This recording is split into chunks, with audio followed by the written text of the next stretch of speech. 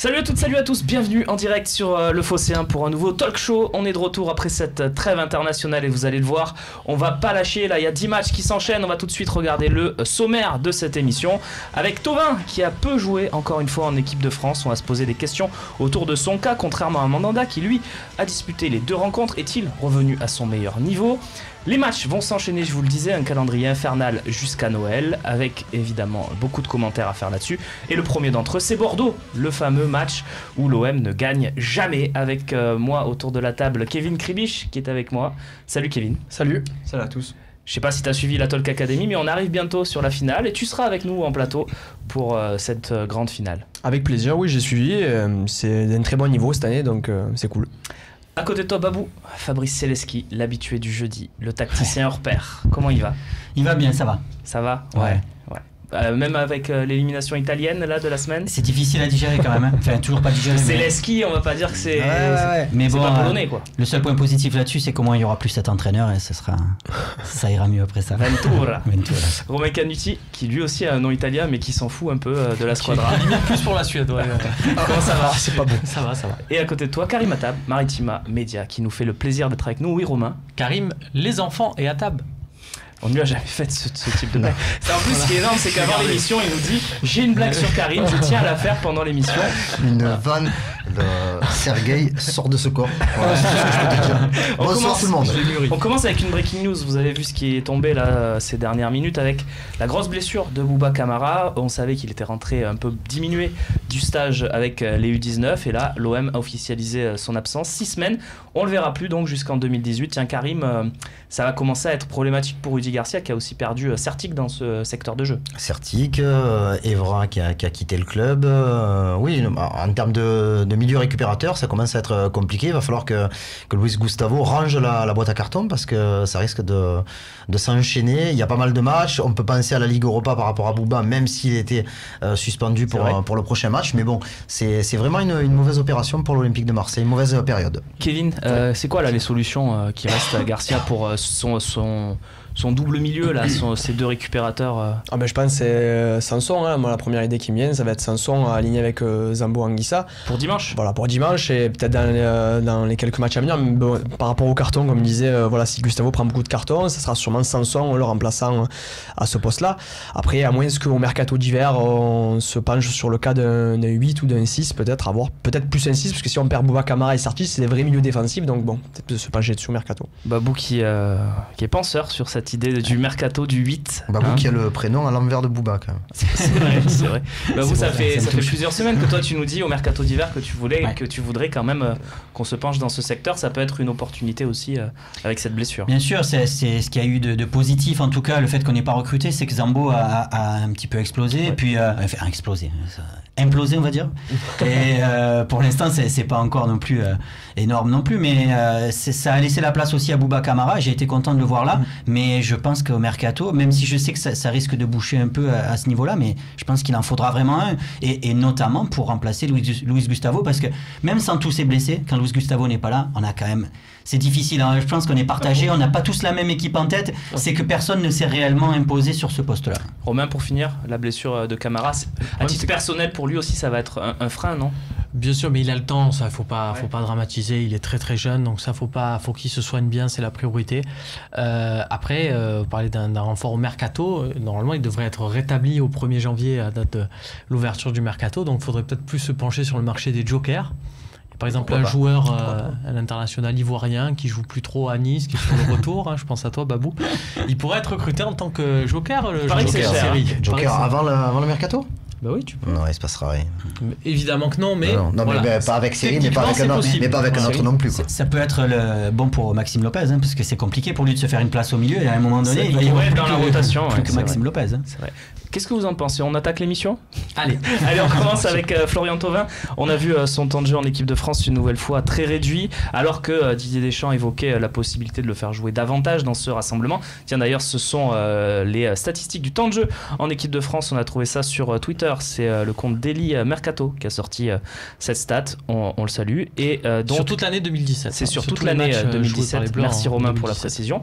Et Thauvin arrive dernier. Alors, dernier oui, mais devant ceux qui n'ont pas joué aussi. 31e, ce qui veut dire que si tu dois faire une liste des 23, tu prends ceux qui ont le plus joué et il est 31. Et c'est pour ça aussi que j'ai voulu mettre Payet. Après en ayant vu cette liste, il y a par exemple, avant le 23e, je crois qu'il y a 3 latéraux gauche déjà, par exemple. Après, il y a d'autres spécificités. Même si tu enlèves, tu peux monter jusqu'à la 23e place. Pour l'instant, il n'est pas dans les clous par rapport aux minutes disputées. Mais bon. On voit qu'il y a Payet et Mandanda dans les 23, alors, si je suis ton raisonnement, Romain. Voilà, la vérité de 2017 n'est pas celle de 2018, c'est là où on peut se rassurer, notamment pour Thauvin. C'est vrai que ce que tu dis, c'est un peu embêtant, on va dire, pour lui. C'est notamment, on a tous eu de la peine, le match contre le Pays de Galles, c'était un peu dur. On avait l'impression que Deschamps, il allait faire rentrer tout le Stade de France. Ils allaient même organiser une tombola pour faire descendre quelqu'un du public, le gagnant de la Talk Academy.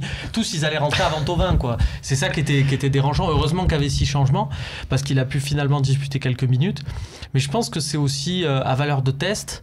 Et Deschamps, on se dit, Deschamps, il peut faire ça à Thauvin, il peut pas le faire à d'autres joueurs. Il y a d'autres joueurs, tu les fais rentrer en dernier, ils rentrent, ils font rien sur le terrain, alors que lui, il a une mentalité qui fait que ça marche. Mais c'est aussi pour ça, je pense, qu'après, quand tu fais un groupe de 23, tu te dis, il est peut-être pas titulaire, mais tu en as besoin dans le groupe parce qu'il a pas d'état d'âme. Kevin Babou, faites une réponse commune. Tiens, à Gilou, sur le forum. Ne pensez-vous pas que malgré son talent, Flo Thauvin ne fera pas partie de la liste pour le mondial? Pour lui, c'est écrit. Si je vais en premier, ouais. Du coup, je pense aussi. Je pense que ça va être compliqué quand même de ne pas l'avoir vu jouer dans 5 minutes en équipe de France. On voit quand même qu'il a fait confiance à un plus jeune joueur que lui, qui est Kylian Mbappé. On voit qu'à Martial, on voit aussi que Coman, malgré qu'il n'est pas toujours titulaire au Bayern de Munich, c'est un joueur qui l'appelle souvent en sélection. Ça risque d'être un petit peu compliqué pour Florian Thauvin d'avoir une place dans le secteur offensif. Babou, du coup? Ouais, Quelles sont ses chances d'y aller? Qu'est-ce qu'il faudrait? Il faudrait que Dembélé revienne jamais, que... J'avais oublié Ousmane Dembélé. Sa chance, je pense que c'est sa particularité, justement. C'est que c'est ce qui plaît un peu moins. En ce moment, ce qui plaît, c'est ce que peut faire un Dembélé, un Martial, un Mbappé. C'est-à-dire qu'ils ont vraiment un profil particulier. C'est ce qui plaît. Alors, c'est vrai qu'ils jouent pas, du coup. Mais d'un autre côté, c'est le seul à avoir un profil complètement différent qui peut peut-être, on ne sait jamais, dans les derniers choix de Deschamps, peut-être avoir un homme un peu sur un autre style, ça peut être sa chance, on va dire. Vous y croyez vraiment, vous, messieurs les journalistes, Romain Canuti, Karim Attab? Oui, en 98, il y avait du Bernard Diomède, par exemple. Tu as des mecs comme ça qui ont un profil différent que ceux que tu proposes. Et moi, la solution, on sait qu'en France, on est capable de faire des Ousmane Dembélé. Attention, c'est pas tout le monde de Ousmane Dembélé, mais on en a plusieurs dans ce registre-là. Thauvin, c'est quelque chose de différent. Et de par ce qu'il a vécu, de toute façon, il a aussi ce profil, ce caractère qui, je suis persuadé, est utile sur une compétition comme une Coupe du Monde. Karim, est-ce que son avantage aussi, c'est pas qu'il sait défendre par rapport aux autres? Dans un 4-2-3-1 à la Deschamps, il sait faire, quoi, Thauvin? Oui, il a plusieurs particularités qui font qu'il peut entrer dans cette liste des 23. Comme tu l'as dit, la diversité au niveau de ce qu'il peut proposer, le jeu défensif, mais aussi, moi je pense que sur ce qu'il montre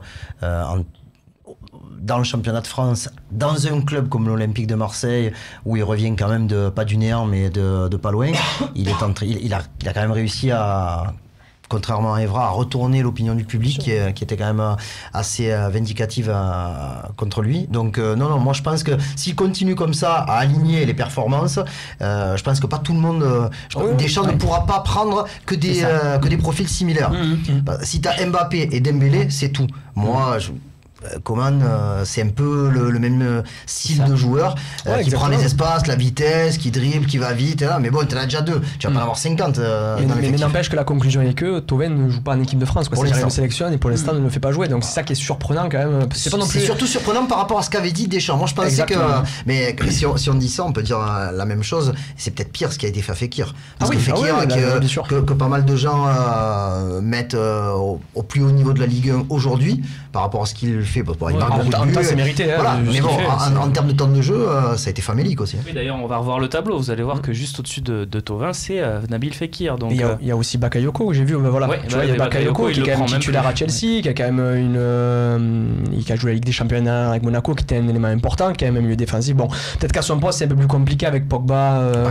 Sans Pogba et Kanté pour ce rassemblement, c'est chaud. Voilà, c'est un petit peu. C'est pour ça que les 3 derniers de la liste, je trouve surprenant de ne pas les avoir vus jouer plus que ça, et les avoir sélectionnés pour autant. Après, il y a peu de gauchers aussi, il n'y en a pas beaucoup. Il y a Fekir, Griezmann et Thauvin, ça peut être aussi un critère qui peut rentrer en jeu. Les autres sont beaucoup, on est beaucoup sur le même profil aussi de droitier, que ce soit Coman, Martial, tout ça. Question excellente de Nicolas pour conclure cette partie Thauvin, équipe de France, tout ça. On a vu Nzonzi et Pavard, donc pourquoi ne pas se pencher sur des profils comme ça? Alors juste un petit bémol peut-être sur le prix de Nzonzi, c'est ça? Sur le paquet.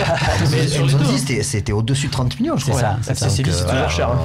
C'est pour ça qu'ils auraient dû. La Juve était bien positionnée pour le faire, donc je pense pas. Après Pavard, c'est différent. Oui, c'est pas aussi cher, mais bon, ça à mon avis, ça va grimper. Petite info, Pavard, il veut rester en Allemagne. Voilà. On a le même coiffeur. Il veut rester en Allemagne et ça démarche pas mal. Je suis pas fan du joueur. Bayern.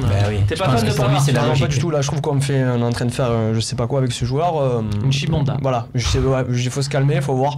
Après, il faut regarder les prestations en club et en sélection. Moi, c'est un joueur que j'ai beaucoup plus vu en équipe de France Espoir qu'en Bundesliga, même si j'ai vu quelques matchs. Je reste sur ma fin, je sais pas, on en fait un peu trop. Peut-être qu'il a un poste où actuellement c'est un peu dépourvu, donc on est allé chercher Pavard, mais. Il y a Jallet. Moi, quand tu prends Pavard au lieu d'un mec comme Corchia, par exemple. Ouais, voilà. Je suis un peu surpris. Tu prends peut-être Pavard plus pour faire comprendre à Corchia que c'est mort. C'est fini pour lui. Et je pense que pour l'OM, en plus, c'est plus un Corchia qui irait dans le profil parce qu'il faut pas oublier, Pavard, c'est quand même aussi un central. C'est plutôt du défensif quand même. Je pense qu'à l'OM, tu as plus besoin de gars qui vont prendre le couloir. Est-ce que finalement, pas la présence de Pavard peut-être au mondial ne libérerait pas une place pour Thauvin? Je m'explique. Si Deschamps il prend Pavard, il est pas obligé de prendre 4 stoppers. Donc peut-être qu'il va prendre un offensif de plus et peut-être que ça va ouvrir à Thauvin. Non. Ça c'est jouable. C'est intelligent. Calcul. En même temps, ce qu'il faut se dire vraiment. Je l'ai placé. Non, mais c'est vrai. Mais sur cette question de liste, tu regardes bien qu'il y a encore 2 nouveaux Mbappé qui sont capables d'éclore entre temps, 3 mecs sont capables de se blesser, un mec capable d'être suspendu, une Mamadou Sakho. Là, j'ai mangé un steak trop grillé, j'ai peur du dopage, je suis. Ouais, beaucoup juste pour terminer, par contre, c'est Payet qui est un peu en retard. Presque, est-ce que ce sera Payet ou Thauvin peut-être? Parce que même si c'est pas le poste à droite, Payet, c'est vu qu'il y a beaucoup de monde qui peut jouer des deux côtés, ce sera peut-être un ou l'autre. Après, Payet a pour lui l'expérience qu'il a en équipe de France, c'est l'Euro 2016 où il avait quand même sorti la France de pas mal de soucis. Messieurs, on reste un peu sur le même thème. On va parler de Steve Mandanda, c'est la deuxième partie de cette émission.